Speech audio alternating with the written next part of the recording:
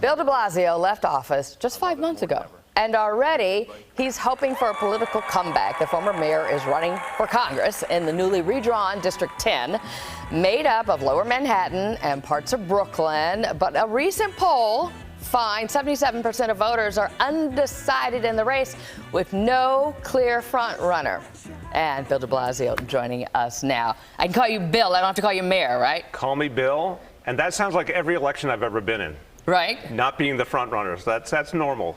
But is this, okay, by calling you Bill, is this part of, I saw where you were saying you've become somewhat of an expert when it comes to being unpopular, that you're sort of, are you reinventing yourself? You said you couldn't be your authentic self at City Hall. So who are we getting now? Look, when you're mayor of New York City, you are in a bubble, just by definition. I mean, it's nonstop, it's crazy, it's intense, and it's very different when you go back to your neighborhood and back to everyday life.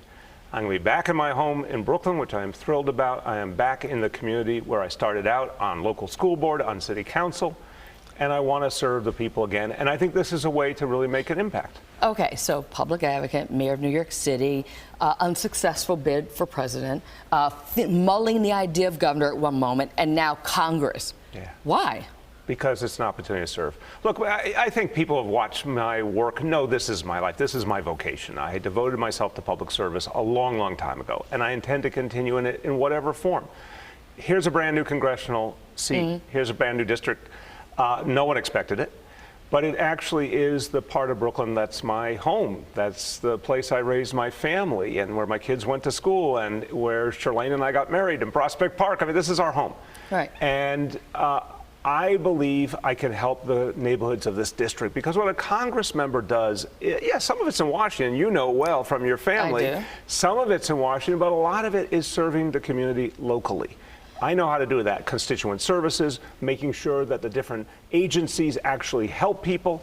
But I believe that's the part of the job that should never be forgotten, what you do for people locally. And I sure as hell know how to serve people and get some stuff done for them. You have your fair share of critics, though. Of you know course. that. Who say, we had 8 years of Bill de Blasio. Why do we want to go down that road again? Well, look, I made my fair share of mistakes, and I've owned up to it. And I'm trying to have a real honest conversation with people. I'm out there on the streets petitioning. I'll be knocking on doors. And if anyone says, hey, I didn't agree with you on this or that, I'm going to have the conversation. But I don't know a lot of people disagree with creating pre-K and 3K for all our children. Right. I don't know a lot of people who disagree with how safe the city was before COVID. I certainly have heard from a lot of people out on the streets that they appreciated the way that I led the city through COVID and out of the worst of it. So I have made mistakes, Lori, but I also believe the experience I have will help, because, look, we're going through very tough times, and we need to do new things.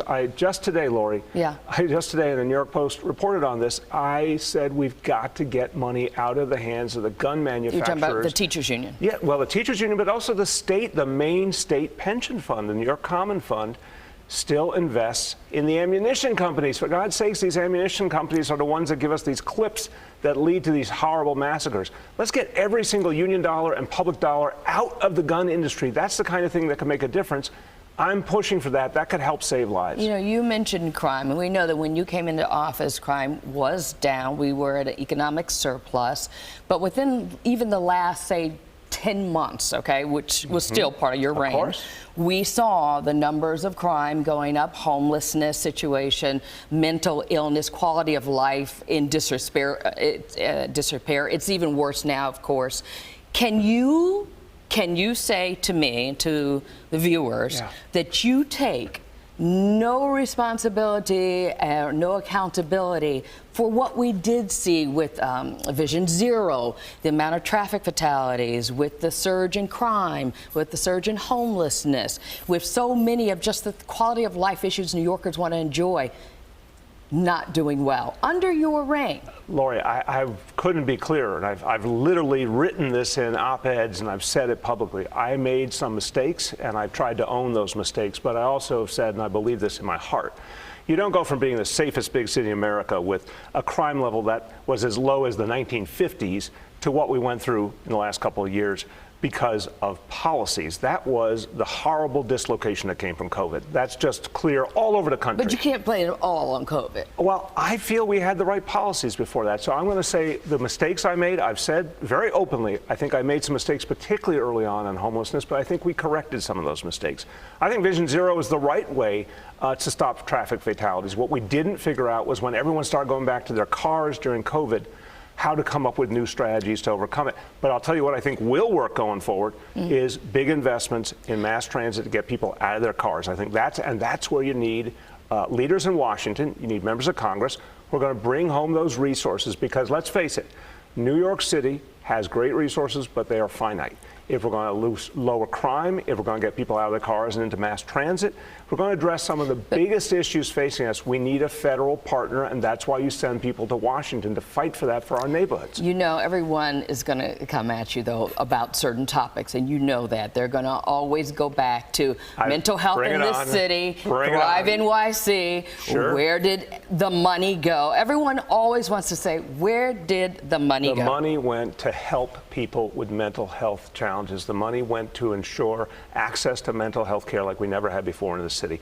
The best way to stop a lot of the horrible things that happen when people have severe mental illness is to catch it early. A huge amount of money went into screening kids in schools after what they went through with COVID. I am happy to go over exactly where those dollars went, because it was about solving the mental health crisis. And we're the only city in the country, Lori, I would say this very strongly, the only city in the country that has a mental health strategy that's actually invested in mental health. Most places, unfortunately, are not trying, but it is the root of so many of the problems. There's no federal mental health strategy. There's literally no federal mental health strategy. I want to go to Washington and fight for that. All right. In one of those op-eds, I want you to write down all the money for us, since you say that Happily. you can. And look, it's been looked at by all the entities that do accountability. We have comptroller, state, city, we have the independent budget office. That money went to solve mental health problems and help New Yorkers have access. Anyone who needs help, 888-NYC-WELL, 24 hours a day. All right. Well, I know you'll come back on. Lori, I'm glad to have you here in the studio on the 6 o'clock news. I am always happy to be with you. All right. Bill de Blasio.